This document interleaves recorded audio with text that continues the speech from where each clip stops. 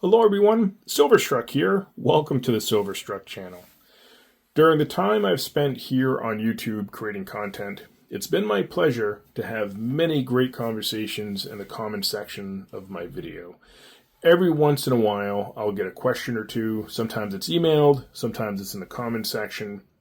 And this video will address one of those reoccurring questions that pop up from time to time, especially on my vintage 1-ounce bar or round videos that I create. And that question has to do with original packaging. Sometimes the individual wants to know when it's okay to remove a bar or round from original packaging, but more often than not, the concern is over the value of the piece left in its original packaging. So I figured it would be a great topic to discuss here in this video.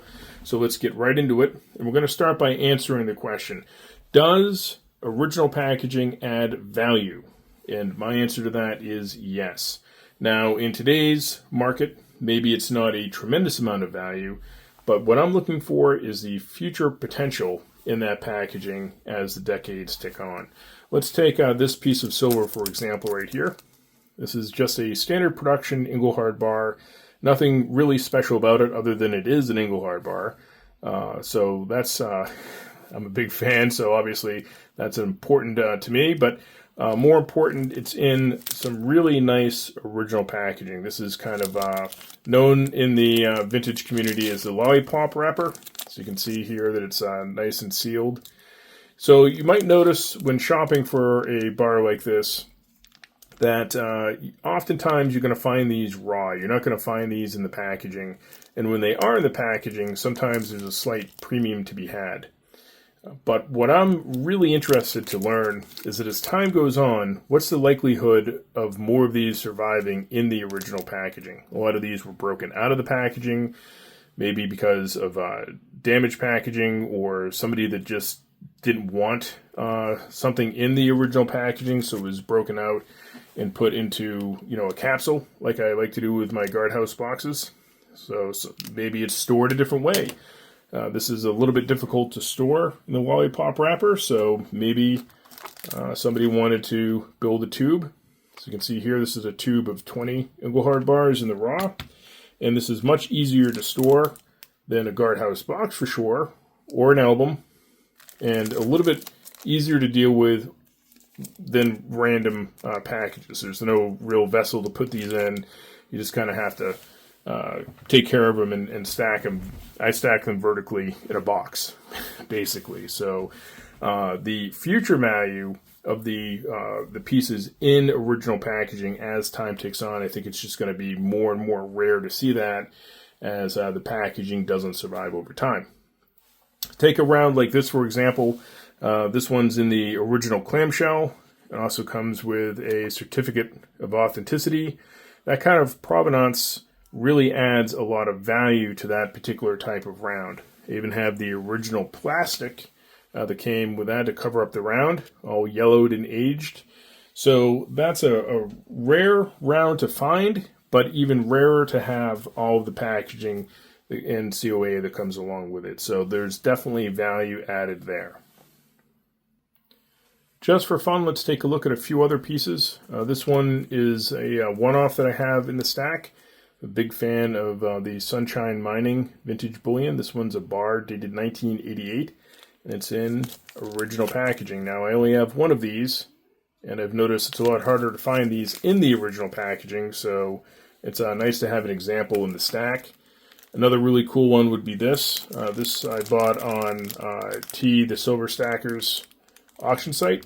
So this is a lollipop of 10 individual 1982 silver rounds. So it's all connected, which is nice. So that is increasingly rare. Here's some that are loose in original packaging, but obviously they're cut out of the original band of 10 these were shipped in. So there's an original 10 connected rounds. Very nice to have. Again, a little bit of a challenge to store, but definitely neat. Recently, I did a silver trade, and I was able to acquire some more Engelhards in original packaging. I don't want to show the box it was shipped in because there's personal information on here, but this trade comes to me courtesy of an ordinary man. So let's break this open and see what's inside. All right, so I've got these all loose, and I like the way these were shipped in the plastic. This is a nice way to be able to preserve these bars. And here we have some more Engelhard bars in original packaging. Different serial numbers than I already have. Boy, these bars are beautiful. Really, really good condition. Packaging's pristine.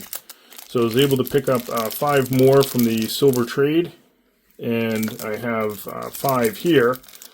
So that completes a stack of 10. They're not connected like my 1982 Prospector rounds, but there's 10 Engelhard bars in original packaging. So happy to have those in the stack, and fairly certain that as time ticks on, many years in the future, these are going to be harder and harder to find intact in the original packaging.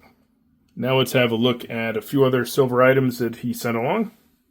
These next pieces I'm going to show are silver gifts, so very appreciative of what this gentleman and I have been doing over years, which is trading back and forth. I don't even know how many trades. Look at this. He sent along a 1958 proof Benji. As we flip it over, the reverse is wonderful. And you can see it's marked DA, that's for Dissident Aggressor. So all of you that know his newer channel as just an ordinary man, he is, to some of us, always going to be DA. And he actually went through and marked these, which is fantastic because that's what I do. I mark who sent gifts, and I put them in a certain book I have, a collection of items sent to me from friends. So this is a fantastic example, so I'm psyched to have that. It's been a while since I've collected a Benji, so that is a welcome sight for the stack. And then another really cool one here. Let's check this out. Look at how organized he is. DA right at the bottom. We have King Charles on the obverse here. As we flip it over, that's right, it flips the other way like a maple. We have a 1/4 ounce little fractional silver coin here. So 1/4 ounce Britannia. Beautiful. Look at that. These are wonderful gifts here. So again, I've done a lot of trades with this individual. That's one really great thing about this community, is that there's a lot of trustworthy people to be able to trade back and forth with.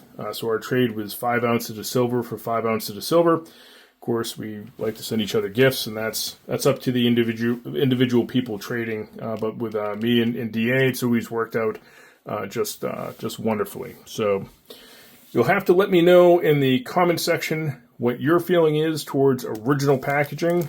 Is it going to be worth more money in the future, or do I have it wrong?